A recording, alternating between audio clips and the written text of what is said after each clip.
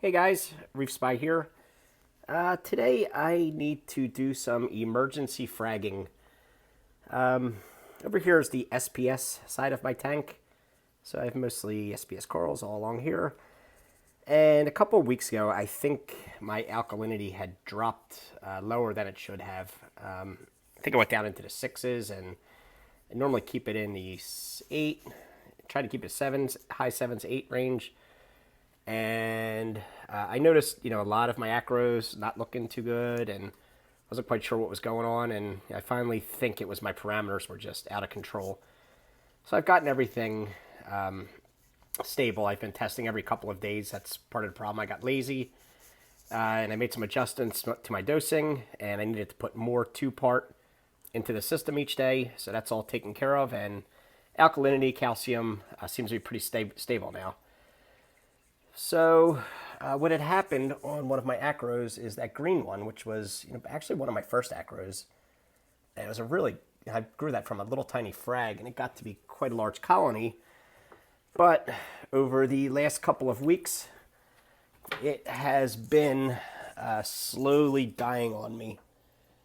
And if you could see in there, and I've actually already cut quite a bit of it away. You could see over on this side where it's all dead. It's getting algae growing on it, and all that white is bare skeleton. That's the tissue's been receding, and I was kind of hoping that it would stop and heal itself. But with acros, that's rarely the case. Once it starts, it just starts creeping along, and the best solution is to just frag it up and start over. So, as you can see, all the other SPS around it look pretty good. But that one is really suffering. So I'm going to pull that out and frag off as many of the good pieces as I could find, and I guess start over with it. All right, so before we get started, it's important to prepare your work area and get all the necessary items that we'll be using. We'll have everything laid out. That way it's within arm's reach and make the process go a lot quicker. So first up, I need a bucket to place the colony in here. And I filled that up with some tank water. And what I'm going to do is dip the coral into there, as I'm working on it. So you have several options when it comes to coral dips. This is a dip that I use all of the time. It's a really good product.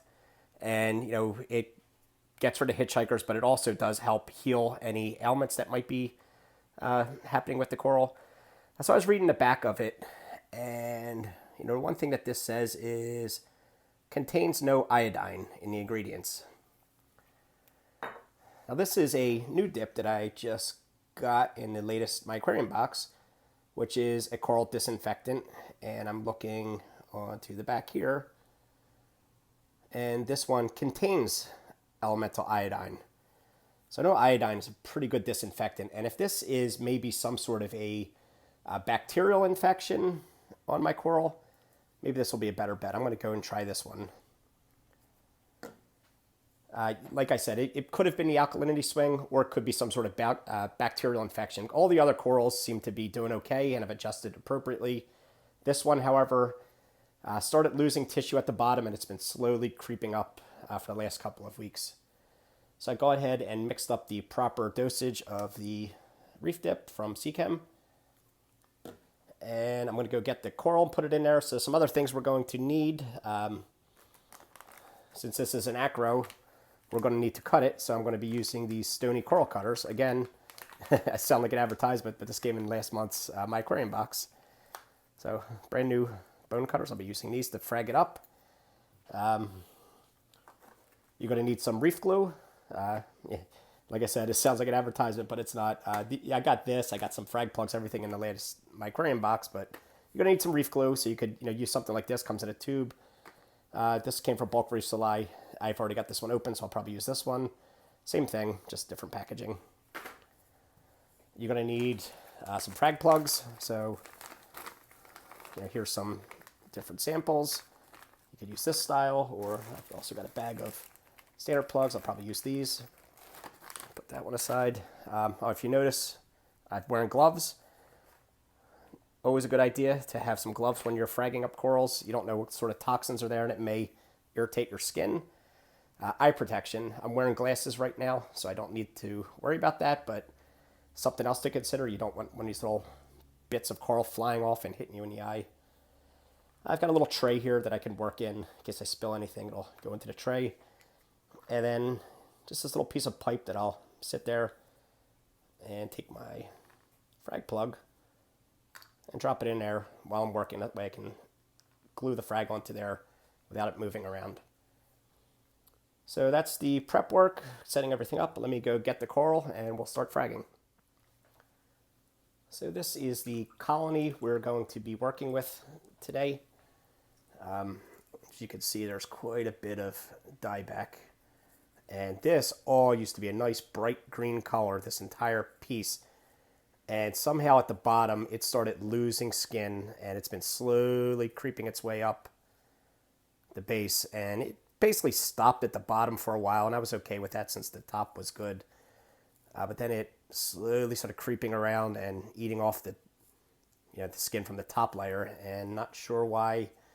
But rather than sit around and lose the entire colony, I'm going to take action now. I probably should have done this earlier, but I was hopeful it would stop. But take that as a lesson. If you start seeing your acro losing skin, frag it. All right, so we need to find some pieces that look like they're salvageable. So I'm going to start over here. This is a pretty easy one to get out of here. So you can see the lost its skin right up until about here. What I'm going to do is make a cut just above that line and right where the good piece still is. And we're going to take that and mount that to a frag plug. And that will be our new piece to start with. So you just use your bone cutters. And just want to find a nice spot in there, which is about right here. And just clip. It's that simple.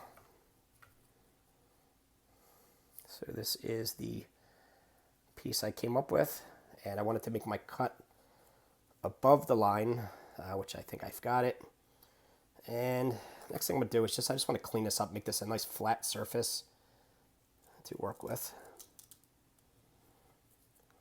So make it a little bit easier to stick it onto the frag plug, I believe.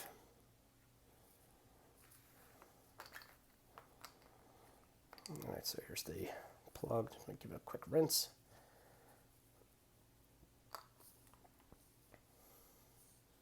All right. Just want to make sure I do this on the camera, so bear with me. Get that out of the way. So this is just the Bulk Reef Supply extra thick glue.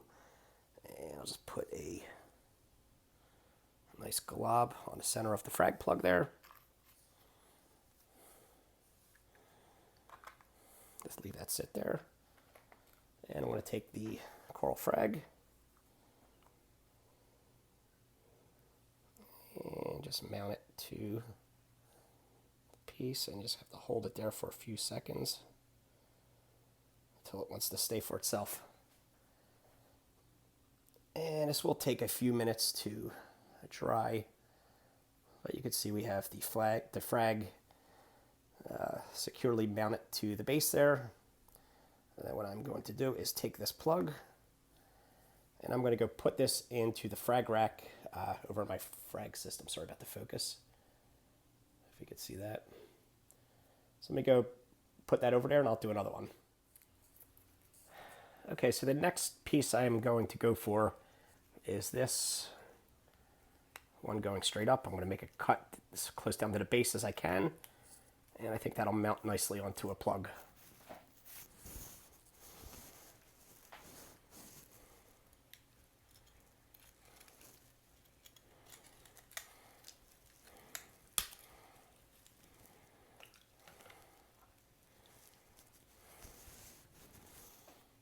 So there we have it. This is a nice frag, and it should go mount nicely onto the plug.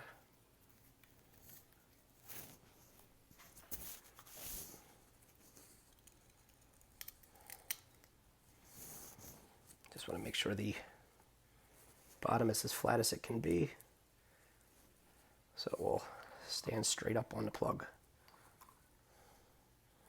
Looks like that's pretty good.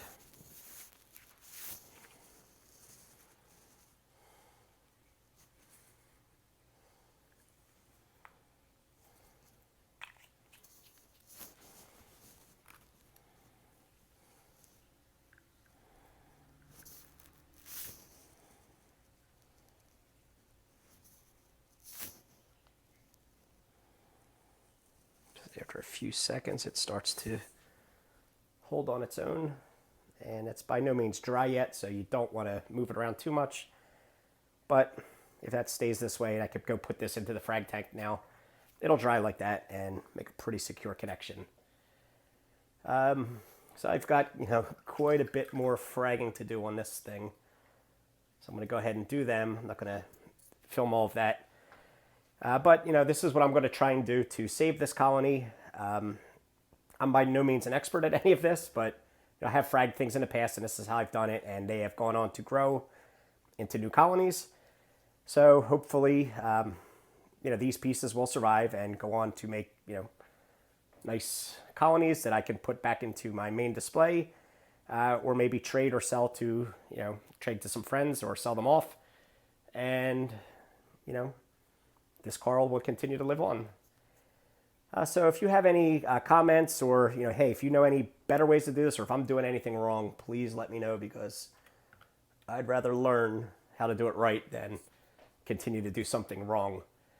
So this is what I do. If you find this useful or helpful, go ahead and get the thumbs up. I do plenty of videos on my saltwater aquariums, and if that's something you would like to see more of, go ahead and subscribe.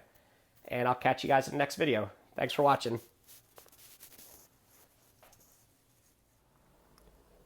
Before I end it, I figure I may as well show the frags that I did get off of here. So all of those bright neon green pieces are all the frags that I made this morning. And they're the ones that I've got in the tank right now. So I've got quite a few in there. And back where the original colony was, I did get 3 nice sized chunks, which I've mounted to the base of the old skeleton there.